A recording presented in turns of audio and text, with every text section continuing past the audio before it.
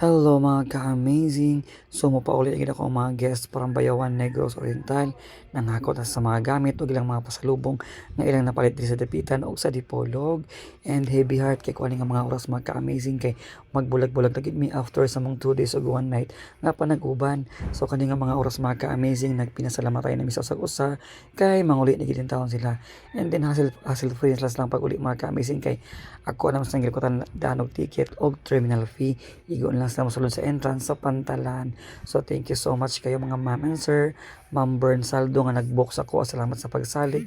Sir Jigger and si ma'am nga from Dar. Thank you so much also. Amping mo sa biyahe mga ma'am and sir. And God bless ha. Salamat kayo. Balik-balik mo pohon. Once makabalik mo og tour sa Dapitan. Thank you ma'am. And Sir Jigger naghatag ijag tip. Thank you kayo sir. Amping sa biyahe. God bless us all mga ka-amazing.